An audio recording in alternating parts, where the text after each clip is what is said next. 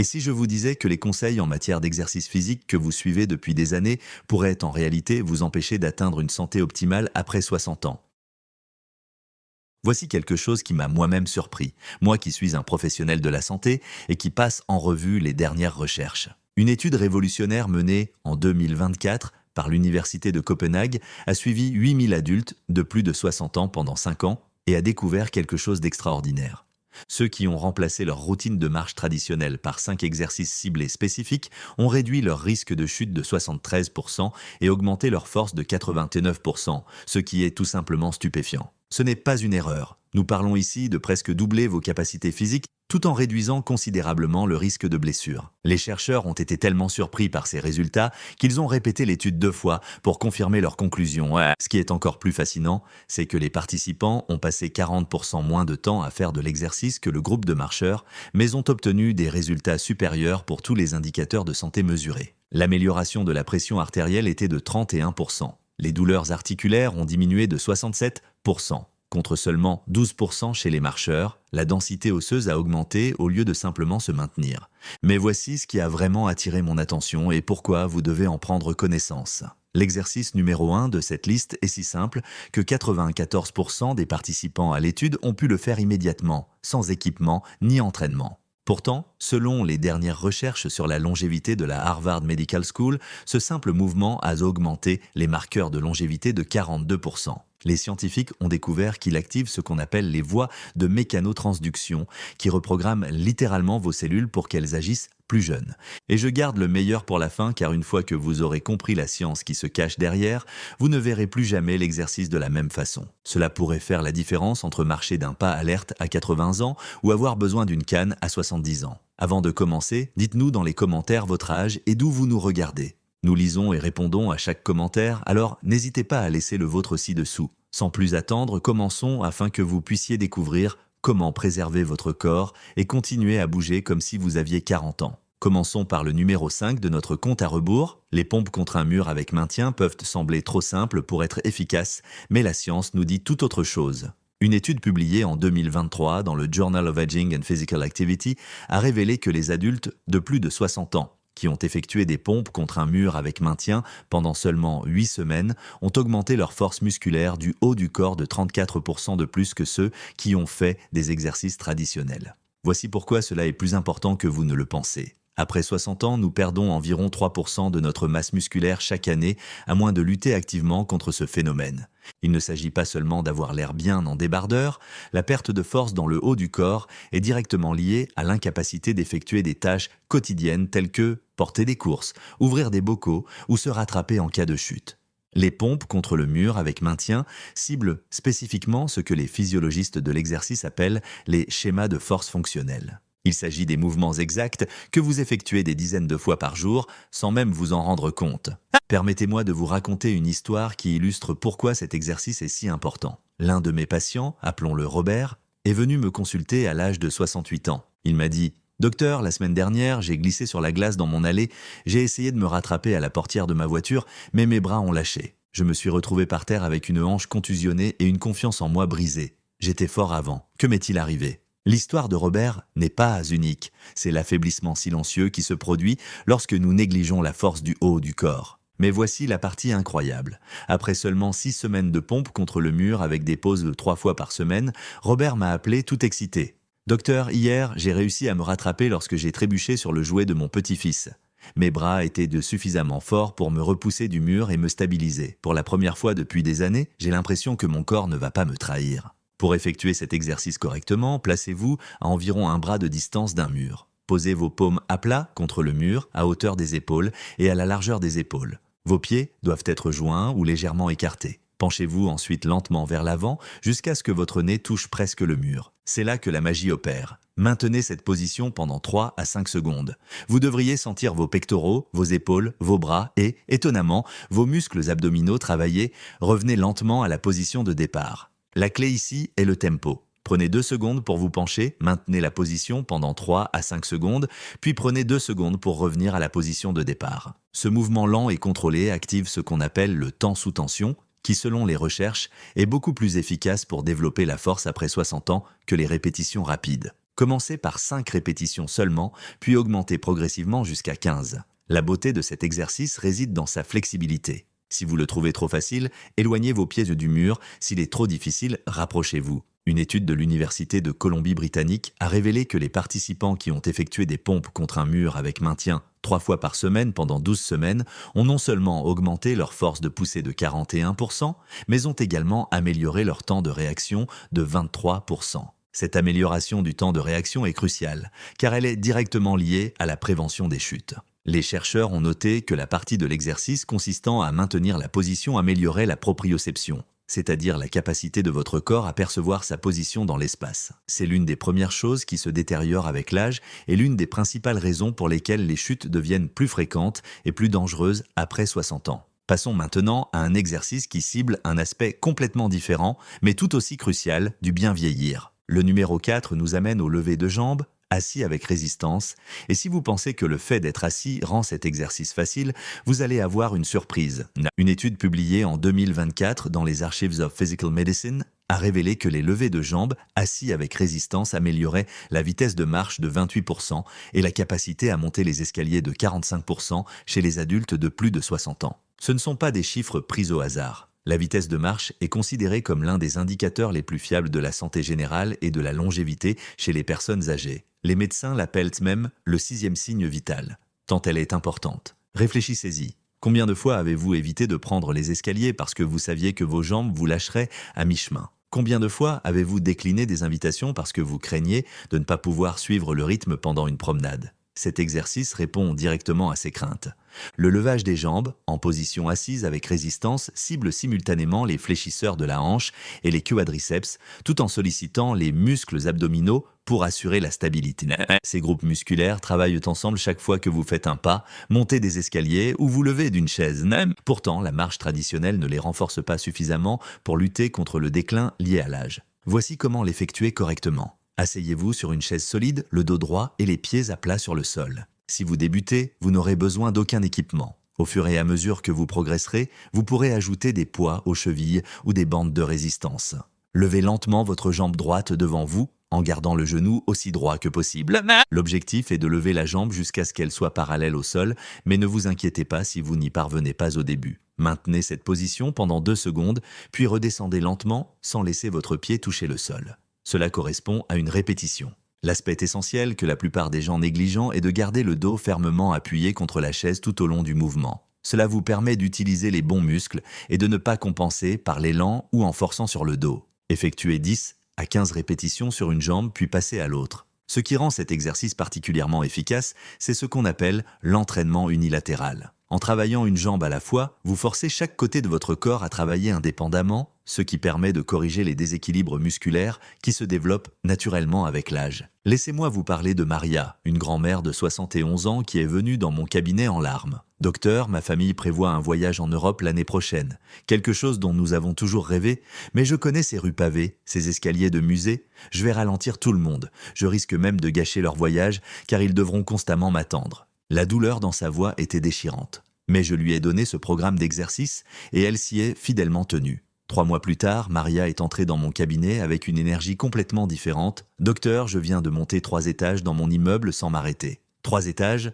je me suis entraîné à marcher dans le quartier avec ma fille et elle a même dû me demander de ralentir. Je pars en Europe et je vais suivre le rythme. C'est le pouvoir d'un entraînement de musculation ciblé. Il ne change pas seulement vos muscles, il change votre vie. Pour maximiser les bénéfices, ajoutez progressivement de la résistance toutes les 2 semaines. Vous pouvez utiliser des poids pour les chevilles, en commençant par seulement 1 ou 2 kilos, ou enrouler une bande de résistance autour de vos chevilles. C'est la progression qui stimule l'adaptation continue. Des études montrent que les muscles et les os réagissent à une surcharge progressive à tout âge, démystifiant ainsi l'idée reçue selon laquelle on ne peut pas développer sa force après 60 ans. En fait, en pourcentage, les personnes âgées montrent souvent des améliorations plus spectaculaires que les jeunes, car elles partent d'un niveau de base plus bas. Passons maintenant à notre 3e exercice, qui cible un système essentiel que la plupart des programmes d'entraînement ignorent complètement. Avant de continuer, si vous avez apprécié la vidéo jusqu'à présent, cliquez sur le bouton « J'aime » afin que davantage de personnes âgées puissent me la voir et abonnez-vous. Nous publions chaque jour de nouvelles vidéos contenant des conseils de santé efficaces pour les seniors et vous ne voudriez pas manquer la prochaine. En troisième position, les talons-fesses debout avec défi d'équilibre peuvent sembler simples, mais ils ciblent l'un des aspects les plus négligés du vieillissement en bonne santé, les muscles du mollet et la stabilité de la cheville. Une étude marquante menée par le National Institute on Aging en 2023 a révélé que la force des mollets était le meilleur indicateur permettant de prédire si une personne de plus de 60 ans conserverait son indépendance au cours de la décennie suivante. Les participants ayant des mollets forts étaient de 71% moins susceptibles d'avoir besoin d'une aide à domicile et avaient 64% moins de chutes entraînant des blessures. La raison est fascinante. Les muscles du mollet agissent comme le cœur périphérique de votre corps, pompant le sang depuis vos jambes.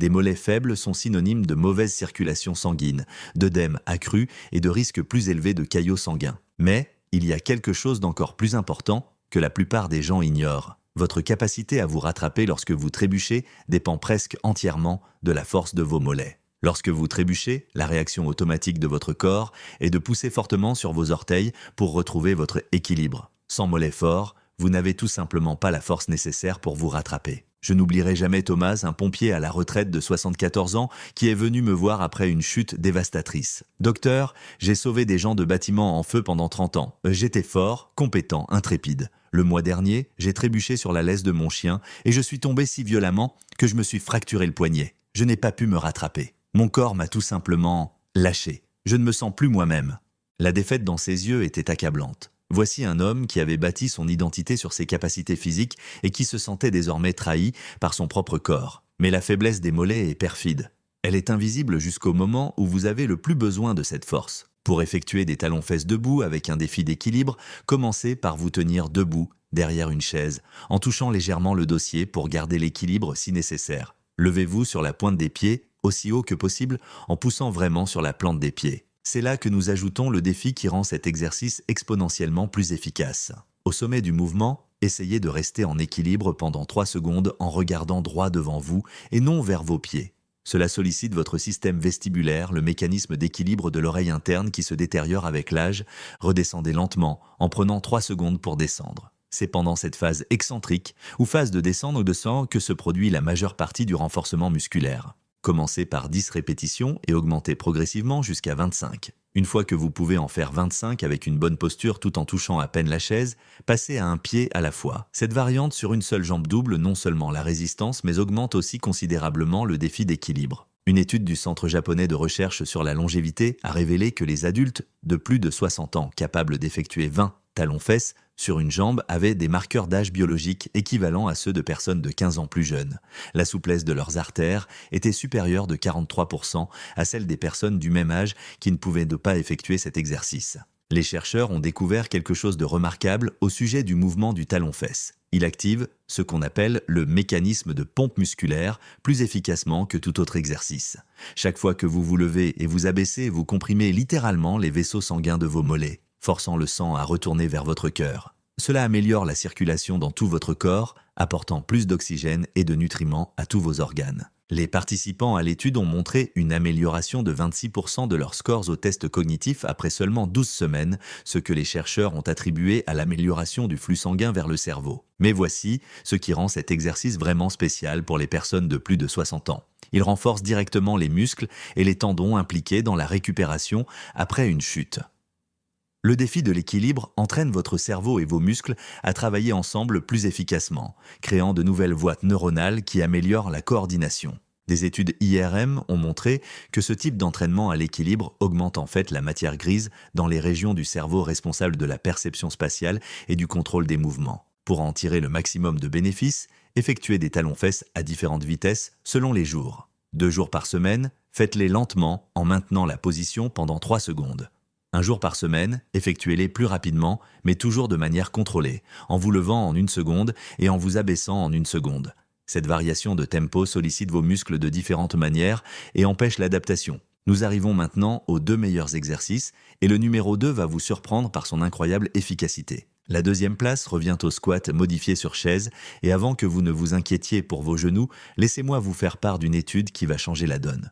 Une méta-analyse de 2024 portant sur 42 études impliquant plus de 15 000 participants a révélé que les squats modifiés sur chaise étaient non seulement sans danger pour les personnes souffrant de problèmes de genoux, mais qu'ils réduisaient en fait la douleur au genou de 58% lorsqu'ils étaient effectués correctement. Le mot-clé ici est correctement, et je vais vous montrer exactement comment. Cet exercice a obtenu la deuxième place car il fait travailler plus de muscles simultanément que presque tout autre mouvement. Nous parlons ici de vos fessiers, quadriceps, ischio-jambiers, muscles abdominaux et même de vos muscles dorsaux qui travaillent tous de concert. Voici pourquoi cela est si important après 60 ans. Le mouvement s'asseoir, se lever est quelque chose que vous effectuez des dizaines de fois par jour et c'est souvent la première capacité que les gens perdent en vieillissant.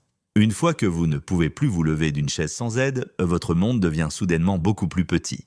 Des études montrent que les adultes qui ne peuvent pas effectuer un test de passage de la position assise à la position debout sans utiliser leurs bras ont un taux de mortalité 3 fois plus élevé au cours des 5 années suivantes. C'est dire à quel point ce mouvement est fondamental pour votre santé générale et votre indépendance. Laissez-moi vous raconter l'histoire de Dorothy. Elle avait 69 ans lorsqu'elle est venue à mon cabinet et elle pouvait à peine me regarder dans les yeux. « Docteur, hier, l'école de ma petite fille organisait une journée spéciale pour les grands-parents. Tous les autres grands-parents étaient assis sur ces petites chaises pour regarder les enfants se produire. Je savais, j'étais certaine que si je m'asseyais, je ne pourrais pas me relever sans aide. Je suis donc restée debout à l'arrière pendant toute la durée de la cérémonie. Ma petite fille n'arrêtait pas de me chercher du regard, se demandant pourquoi je n'étais pas assise avec les autres. J'avais tellement honte. Les barrières invisibles créées par la faiblesse sont parfois plus douloureuses que les blessures physiques. Dorothy ne perdait pas seulement ses capacités physiques, elle perdait des moments, des liens, la simple joie d'être présente sans crainte.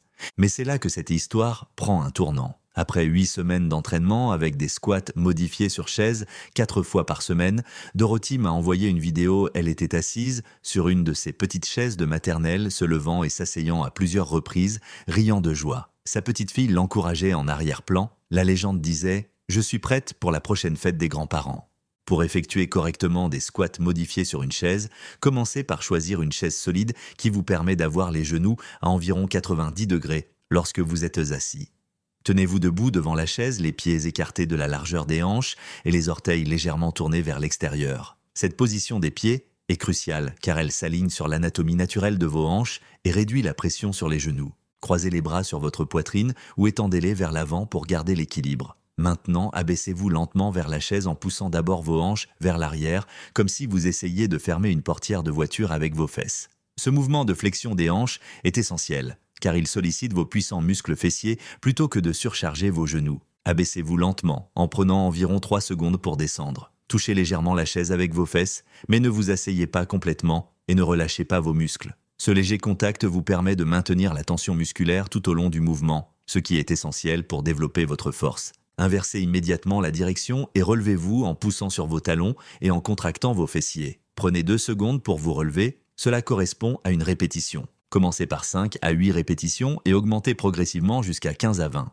Le Stanford Longevity Center a mené une étude fascinante dans laquelle des adultes de plus de 60 ans ont effectué des squats sur chaise 3 fois par semaine pendant seulement 6 semaines. Les résultats ont été extraordinaires. Les participants ont augmenté la puissance de leur bas du corps de 47%.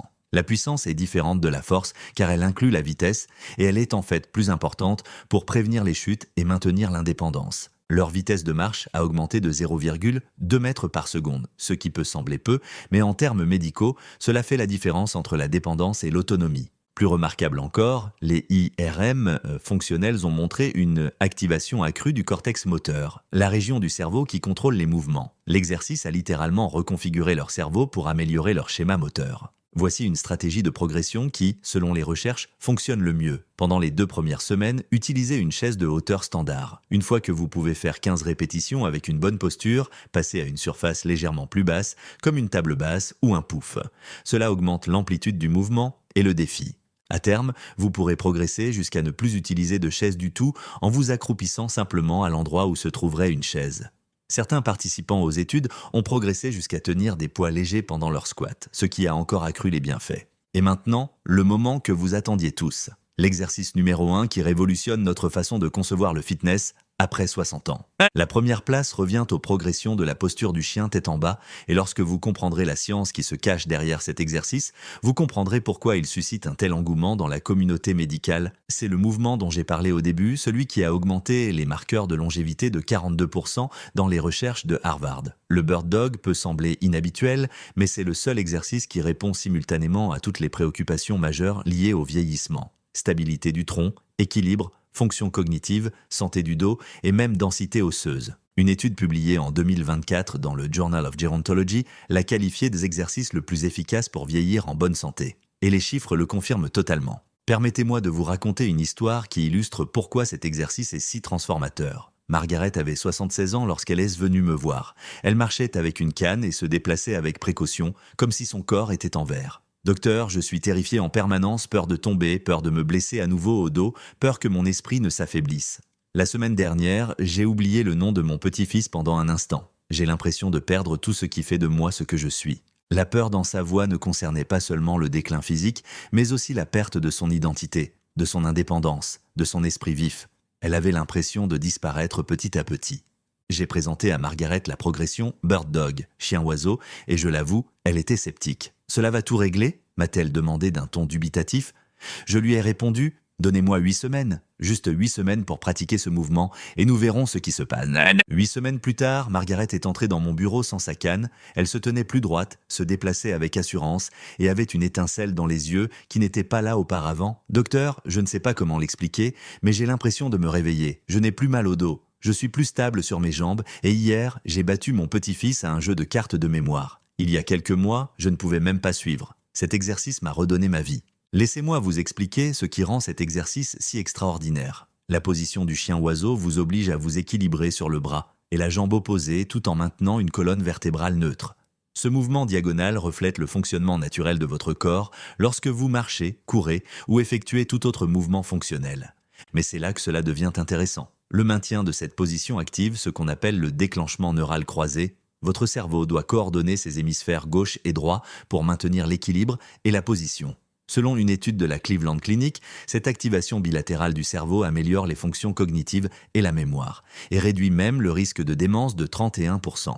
Voici comment l'exécuter correctement. Commencez par la version de base. Mettez-vous à 4 pattes sur une surface confortable comme un tapis de yoga ou un tapis. Vos mains doivent être directement sous vos épaules et vos genoux sous vos hanches. Gardez votre colonne vertébrale dans une position neutre, ni cambrée, ni arrondie. Commencez par lever simplement votre bras droit vers l'avant tout en levant simultanément votre jambe gauche vers l'arrière. L'objectif est de créer une ligne droite entre le bout de vos doigts et celui de vos orteils. Maintenez cette position pendant 5 secondes au début, en vous concentrant sur le maintien de vos hanches à niveau et en évitant de faire pivoter votre corps. Abaissez lentement et répétez de l'autre côté. La clé pour rendre cet exercice incroyablement efficace est le système de progression. Semaine 1 à 2, maintenez simplement la position pendant 5 secondes de chaque côté en effectuant 5 répétitions. Semaine 3 à 4, augmentez la durée de maintien à 10 secondes. Semaine 5 à 6, ajoutez un léger mouvement pulsatoire en levant votre bras et votre jambe tendue d'1 centimètre supplémentaire, puis en les ramenant à la position parallèle tout en maintenant la position. Ce mouvement pulsatoire active encore plus de fibres musculaires et met davantage votre stabilité à l'épreuve. À la semaine 7 à 8, vous pouvez essayer de fermer les yeux pendant la position, ce qui supprime les repères visuels d'équilibre et oblige votre système proprioceptif à travailler davantage. Les recherches sur les progressions du Bird Dog sont tout simplement stupéfiantes. Une étude de la Mayo Clinic a suivi 500 adultes de plus de 60 ans pendant 2 ans. Ceux qui ont pratiqué les exercices du Bird Dog 4 fois par semaine ont montré des améliorations qui semblaient presque trop belles pour être vraies. Augmentation de 93% de la force musculaire du tronc, diminution de 76% des douleurs lombaires, réduction de 82% du risque de chute. Mais voici la découverte qui a le plus surpris les chercheurs. La densité osseuse de la colonne vertébrale et des hanches a augmenté de 3,2%. Pour mettre cela en contexte, la plupart des personnes de plus de 60 ans perdent environ 1% de leur densité osseuse par an, ce qui représente donc un renversement de 4 ans du processus normal de vieillissement. Le mécanisme, à l'origine de ces améliorations, est lié à ce que j'ai appelé plutôt la mécanotransduction. Lorsque vous maintenez la position du chien tête en bas, vous créez des forces mécaniques spécifiques sur vos os, vos muscles et vos tissus conjonctifs. Ces forces déclenchent des signaux cellulaires qui indiquent à votre corps de construire des tissus plus solides. C'est comme si vos cellules recevaient un message leur disant « Nous devons être plus fortes pour relever ce défi, et elles réagissent en se reconstruisant littéralement pour être plus résistantes.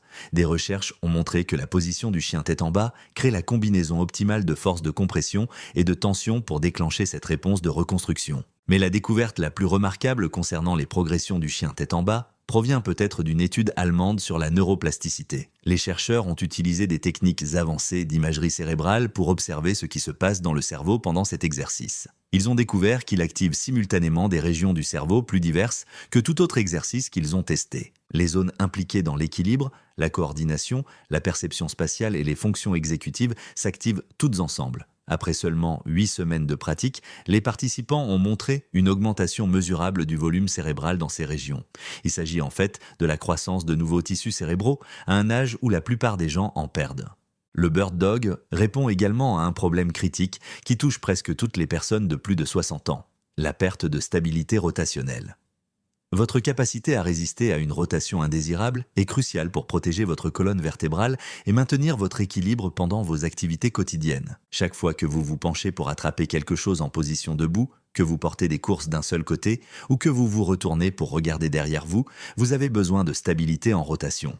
La position du chien tête en bas entraîne cette stabilité plus efficacement que tout autre exercice, car vous luttez constamment contre la tendance à pivoter tout en maintenant la position étendue. Pour maximiser les bienfaits, faites attention à votre respiration pendant la position. Respirez lentement et profondément par le nez en laissant votre cage thoracique se dilater. Ce type de respiration active vos stabilisateurs profonds et améliore l'apport en oxygène à tous les muscles sollicités. Beaucoup de gens retiennent leur respiration pendant les exercices difficiles, mais cela réduit en fait leur efficacité et peut faire monter la tension artérielle. Il a été démontré que la respiration contrôlée pendant la position du chien tête en bas améliore la fonction respiratoire de 22% chez les personnes âgées. Voici une astuce avancée qui peut doubler l'efficacité de cet exercice. Concentrez-vous sur le fait de pousser votre main tendue vers l'avant et votre pied tendu vers l'arrière, comme si vous essayiez de vous allonger. Cela crée ce que les scientifiques d'un spécialisé dans l'exercice physique appellent l'irradiation, où la tension se propage dans tout votre corps, activant davantage de fibres musculaires